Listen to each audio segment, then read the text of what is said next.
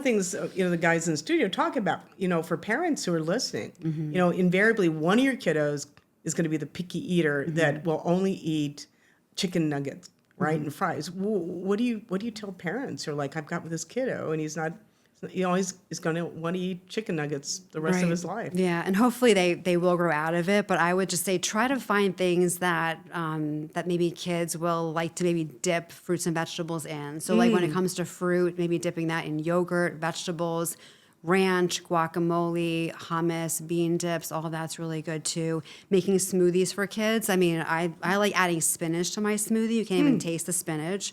So I'll do a protein powder, usually a frozen fruit like frozen berries, a handful of spinach, some kind of milk, and then maybe peanut butter or almond butter. And it's just a great way to get in other types of fruits and vegetables. Or adding or sneaking in vegetables into different baked goods or dinners too, like lasagna, kind of throwing in additional vegetables that way too. Somebody asked me the other day, we were having breakfast at one of the local places in the acai bowl. Can you talk about superfoods? Like an acai when they have a bowl of fruit? Sure, yeah. I mean, superfoods, I think really, I mean, all foods can be super, but when it comes to superfoods, a lot of you are like plant forward, so lots of fruits, vegetables, whole grains, nuts and seeds. The acai bowl, acai is a really great tropical fruit. It's a superfood. So I think I had one colleague of mine, and she really hates that question about what are superfoods, because she thinks all foods are super.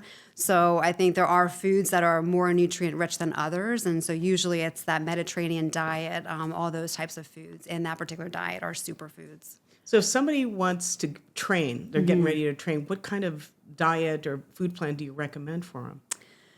Yeah, I mean, I think really it's about personalizing that plan for the person. But when we're talking about athletes, I think, carbohydrates are very critical, because if we don't get enough carbohydrates in our diet, our brains can't function very efficiently and our bodies kind of hit the wall. So being an athlete training for an event, carbohydrates are very critical. I usually say don't go less than 40 to 50% of your calories from carbohydrate. So the night before the race, they always say they're going to load up on carbs. They go out for spaghetti, just a big carb diet. Do you recommend that too? I think nowadays it's really about tailoring your or tapering your training up to the event.